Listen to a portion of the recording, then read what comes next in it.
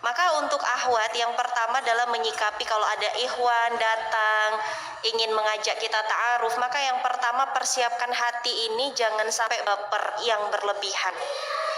Baper boleh, tapi baper yang bawa kita ngajak kita, berarti kata Allah kita telah dipercaya untuk menuju jalan selanjutnya, betul nggak? Betul. Ini Allah lagi kasih amanah baru. Ya, bapernya kita bukan baper-baper seperti perempuan pada umumnya. Seharusnya sholat kita bertambah khusyuk, ngajinya bertambah sering, seringnya bersilaturahim ke guru, khatamkan kitab-kitab yang belum khatam dan lain sebagainya. Jadi bapernya itu ke arah sana dibawanya. Itu yang Yunda lakukan pada saat usia 22 tahun. Sebelum Kodenis ini ada beberapa orang yang datang, Ustadz. Ada 2 orang yang datang, salah satunya adalah dokter. Kalau dokter kan Ibu Yunda udah senggol-senggol, udah sama dia aja gitu, duitnya banyak kan gitu.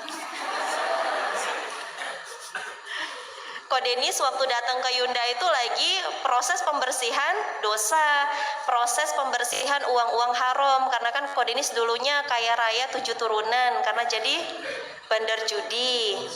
Tapi waktu menghadap Yunda itu sedang proses penghapusan dosa, pembersihan rekening-rekening yang haram. Jadi ya datang kepada kita itu ya dalam keadaan ya sederhana kan seperti itu. Pilihlah karena kebaikan akhlaknya. Jadi ketika pada saat itu Kodenis datang, Yunda tidak melihat dia sebagai seorang mantan bandar judi. Kenapa? Karena Allah itu sangat mencintai seorang pendosa yang mau bertobat dari dosa-dosa masa lalunya. Bahkan Allah sangat mencintai seorang pendosa yang mau hijrah. Jadi bisa jadi Kodenis ini ketika hijrah meninggalkan uang haram, meninggalkan Thailand, bisa jadi beliau sedang dilahirkan seperti bayi yang tanpa dosa kan seperti itu. Lalu Yunda melihat kebaikan agama pada diri beliau itu ketika tahu sehabis pulang dari Thailand beliau mati-matian untuk belajar sama guru. Beliau masuk Darut Tauhid, menambah hafalan, kemudian berada di jalan dakwah. Kan kita lihat itu sebagai satu nilai plus dalam agama, betul kan? Akhirnya pada saat itu Yunda melihat kalau misalnya dia memiliki semangat yang luar biasa untuk belajar, maka insya Allah setelah menikah pun harapan Yunda ketika memilih beliau akan terus belajar. Dan alhamdulillah setelah pernikahan kurang lebih 4 tahun, Yunda masih melihat beliau setiap harinya belajar kan gitu. Jadi kan terbukti ya, kebaikan agama itu memberikan manfaat untuk rumah tangga kita, menambah ketenangan dalam rumah tangga kita. Yang kedua, yaitu pilihlah laki-laki bagi para akhwat ini dengan kebaikan akhlaknya. Lihat kalau misalnya dia datang ke rumah kita, bagaimana sopan santunnya. Kalaupun nggak kelihatan, ya misalnya dia diem aja, nggak kelihatan, tanya sama keluarganya, atau mungkin paling penting sih sama gurunya. Lihat, jangan sampai pas di depan kita, di depan guru-guru kita pada saat itu begitu sopan, tapi ketika kita tanya sama guru halakohnya mungkin, guru likonya mungkin, ternyata anaknya membangkang, malas ngaji dan lain sebagainya. Ketika sudah kita cross check demikian, akhlaknya itu Masya Allah, menundukkan pandangan, anaknya tidak neko-neko, lurus saja di jalan Allah, semangatnya gigih untuk berubah. Itu yang membuat Yunda itu memiliki satu poin istimewa ketika Kodenis datang ke rumah. Jadi cara menyikapi kalau ada ikhwan yang datang ke para akhwat ini, jangan baper duluan. Justru itu menjadikan diri kita harus lebih banyak belajar ilmu agama. Mana-mana yang harus kita cross check kan kita harus tahu toh, ya. Karena apa? Karena ilmu agama itu adalah cahaya dalam kehidupan rumah tangga kita nantinya. Para laki-laki maupun perempuan, thalabul ilmi fariidatun ala kulli muslim wal muslimah. Menuntut ilmu itu wajib, teman-teman. Karena ilmu itu adalah cahaya. Kalau kita nggak punya ilmunya, kita nggak tahu mana yang benar, mana yang salah. Ikhwan seperti apa yang harus kita pilih, ikhwan seperti apa yang tidak boleh kita pilih kan gitu. Kalau kita nggak ada ilmunya, mana yang Yunda pilih? Seorang dokter yang masih mengejar dunia atau seorang mantan bandar judi yang berada di jalan dakwah? Kalau nggak ada ilmunya, ya nggak tahu. pasti milihnya dunia kan, yang banyak duitnya, yang datang pakai mobil Alphard, yang berdasi. Kok Denis mah datangnya pakai kemeja udah lusuh gitu. Nggak tahu belinya terakhir kali kapan kan gitu. Tapi kita nggak melihat casing, kita melihat isinya apa yang dia bawa. Begitupun Yunda pernah membaca bukunya Ustadz Salim Afilah ketika beliau menjumpai istrinya. Kan pada saat itu ditanya mau melamar pakai apa, ya cuman pakai pena loh. Ahwat mau nggak dilamar pakai pena doang? Mau nggak? Ya nggak mau Teh Yunda. Mau diapain penanya? Begitupun dengan Fatimah dilamar dengan baju besi. Mau ada yang di sini dilamar pakai baju besi? Tapi kenapa Sayyidah Fatimah Az-Zahra itu mau dilamar pakai baju besi? Karena yang dilihat bukan hartanya kan? Yang dilihat apa yang dibawa Ali, apa yang ada pada diri Ali, yaitu kebaikan agama dan akhlaknya. Itu yang harus kita lihat, ya. Makanya istrinya Ustadz Salim Afilah itu menerima beliau, dan Ustadz Salim Afilah membuktikan dari satu pena yang menjadi mahar itu lahirlah buku-buku bestseller beliau, masya Allah, bertambah. Makanya kalau proses pernikahan itu dijaga ridhonya Allah, maka pernikahan itu akan menjadi pernikahan yang barokah, berkah. Berkah itu artinya apa teman-teman? Ziyadatul khair, akan bertambah kebaikan-kebaikan setelahnya. Jadi kalau kita menikah dengan orang-orang yang menjaga dirinya, mengharapkan ridho Allah, yakinlah diri kita atas izin Allah akan bertambah kebaikannya. Pasangan kita atas izin Allah akan bertambah kebaikannya. Kita menikah dengan pasangan kita akan menambah kebaikan untuk masyarakat di sekitar kita. Itulah berkah dalam rumah tangga. Maka jangan baper-baper ya akhwat ya. Kalau ada yang mengajukan ta'aruf, yang pertama jaga hati dulu. Jangan sampai baper-baper update status, Masya Allah, Alhamdulillah, inilah yang kutunggu, nggak usah, ya kan? Langsung aja curhatnya ke Allah, ya Allah, ini adalah orang yang aku tunggu selama 10 tahun dan hari ini dia datang untuk melamarku. Ya sudah, minta sama Allah, mudahkan ya Allah kalau memang dia adalah jodohku. Mudahkan ya Allah apabila dia baik untuk dunia dan akhiratku serta agamamu, mudahkan. Tapi jika tidak, maka jauhkan dan berikan yang lebih baik. Gitu. Yang pertama, jaga hati. Yang kedua, bagaimana caranya kalau misalnya ada yang melamar kita, cepet-cepet cari perantara. Ngobrol ke orang tua minta izin, ke guru minta masukan, ya minta saran, bagaimana ustazah, bagaimana ustadz, ini ada yang mau melamar saya. Nanti kan orang tua atau ustadz kita itu akan bertanya, orangnya dari mana gitu. Ya, boleh saya lihat, mungkin dia sudah kirim CV, nanti kita akan diberikan masukan oleh guru kita. Karena sekali lagi, kita lahir, kita mungkin anak biologis dari kedua orang tua kita, tapi kita lahir kembali menjadi anak ideologis bagi guru-guru kita. Jadi kehadiran mereka itu jangan ditiadakan. Ya, bisa jadi nasihat dari guru itu begitu berharga, begitu bermakna untuk kita dan kehidupan pernikahan kita. Maka kalau sudah seperti itu, tanya sama orang tua, sudahkah teman-teman mendapatkan SIM? Apa itu SIM? Surat izin menikah. Jadi jangan ujuk-ujuk, iya mau, aku mau, tapi sementara kamu belum diizinkan oleh orang tuamu menikah. Akhirnya apa? Berantem sama orang tua. Bagaimana mau memulai ibadah dengan mendurhakai orang tua? Nauzubillah. Pernikahan itu baru barokah ketika orang tua ridho, guru-guru ridho, kita ridho, Allah mudahkan segalanya. Itu ciri-ciri jodoh, ya. Jadi jangan sampai aku tuh suka banget sama dia Teh Yunda, tapi orang tua nggak mendukung. Mana yang harus aku pilih? Ya orang tua lah. Kamu lutut. Ya orang tua. Yunda nggak berani melangkah sedikit pun dalam proses pada saat usia 22 tahun itu, kecuali orang tua Yunda mengucapkan Bapak Rito, Mama Rito, udah baru melangkah. Guru Yunda, Ustazah Rilto, Ustadz Rilto, melangkah, bismillah. Penting Untuk apa? Lihat, kita nggak berbicara orang, tapi kita lihat faktanya. Orang-orang yang menikah tapi tidak direstui oleh orang tua berujung kepada perceraian. Di mana salahnya Teh Yunda? Enggak salah siapa-siapa. Satu, itu sudah takdir Allah, pasti ada hikmah di dalamnya. Tapi kalau boleh kita telusuri, dia mengabaikan satu hal, yaitu ridho orang tua. Maka yang kedua adalah yang harus kita lakukan, minta izin sama orang tua, minta ridho sama guru-guru kita. Yang ketiga, buat CV.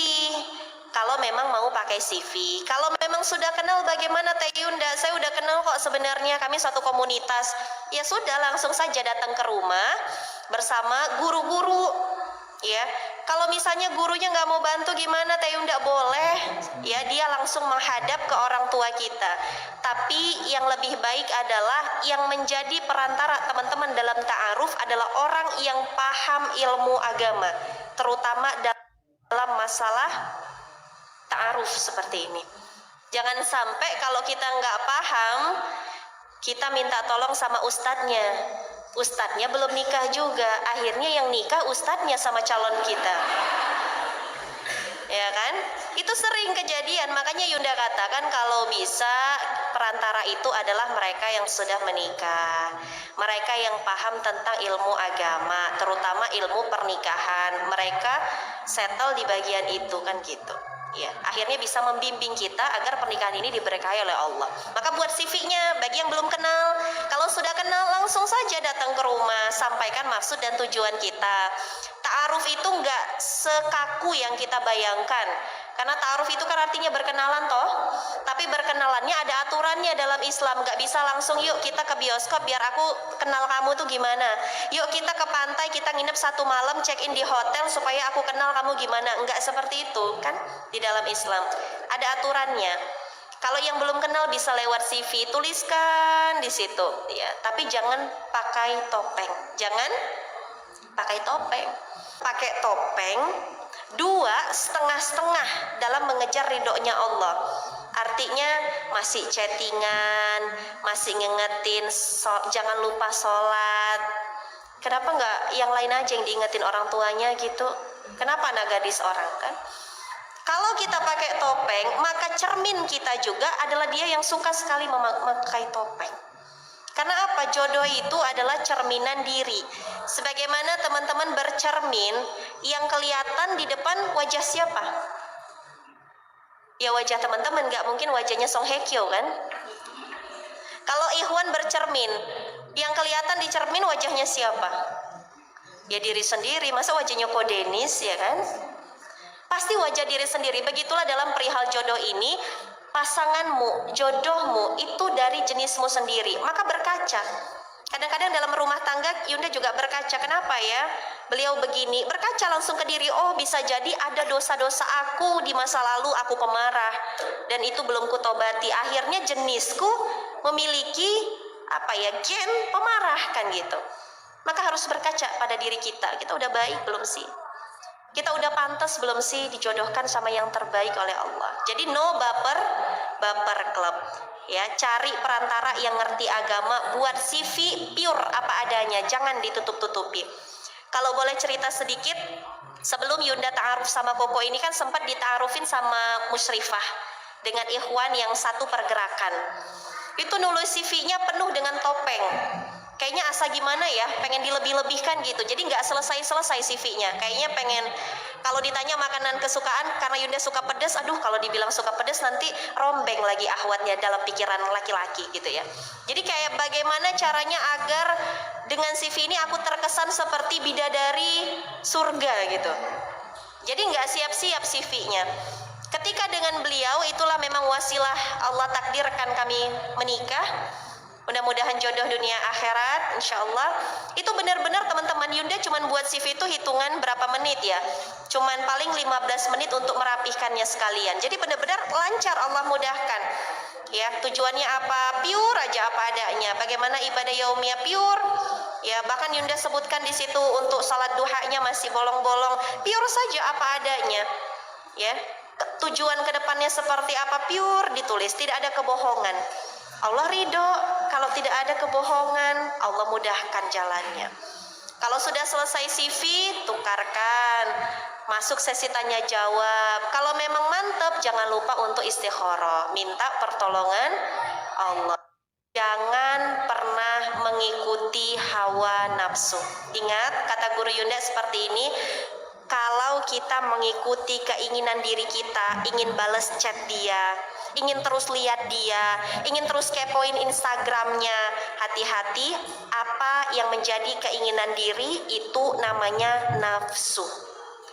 Kalau kita mengikuti apa keinginan Allah, perintah Allah, petunjuk Allah yang sudah ada di dalam Al-Quran dan As-Sunnah, maka itu namanya wahyu. Wahyu itu adalah kebenaran. Kebenaran adalah kunci keselamatan dalam rumah tangga. Seperti itu, Ustaz.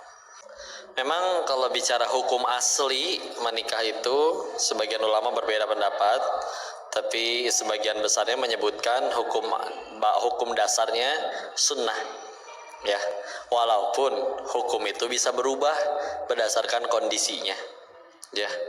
Maka kalau kondisinya sudah mampu, ilmunya tahu, secara finansial mampu juga, tapi salah satu pertimbangannya juga mohon maaf, sudah akil balik, sudah ada syahwat dan tidak sanggup untuk mengendalikannya, itu pun termasuk yang jadi wajib, ya.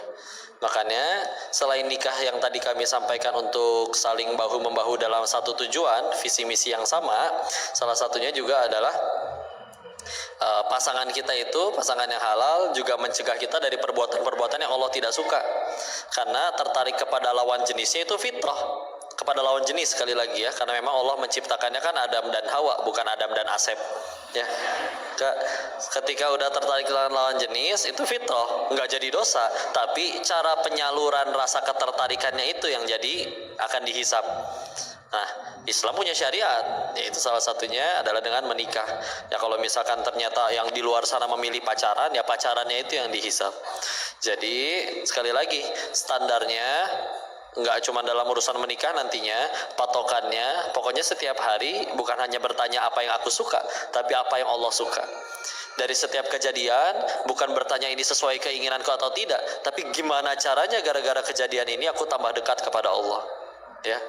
Maka sama, bahkan nanti dalam urusan kerjaan yang mana yang paling baik? Oh, ternyata bukan yang nominal gajinya lebih besar dan liburnya banyak, tetapi yang justru dengan pekerjaan itu membuat kita lebih terjaga dari dosa, tambah dekat kepada Allah, ya.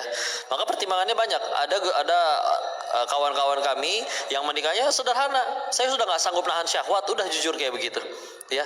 Daripada dosa, daripada ngelakuin sesuatu yang Allah nggak suka, udah saya nikah, ya. Ada juga yang memang ternyata menemukan alhamdulillah visi misinya sama, bisa saling bahu membahu, dua-duanya sama-sama agnia, misal sama-sama punya usaha tambah besar, merger bisnisnya tambah maju usahanya, akhirnya sama-sama bisa mensupport dakwah, sama-sama bayar zakatnya tambah besar, sama-sama wakafnya tambah rajin, ya. Maka yang jadi patokan sekali lagi, lihat nih, ketika ini sudah dengan segala macam tindakan, kegiatan, pekerjaan, beban segala macam, yang fokusnya lebih baik adalah gimana caranya, ya sudah aku tambah disukai sama Allah aja, ya.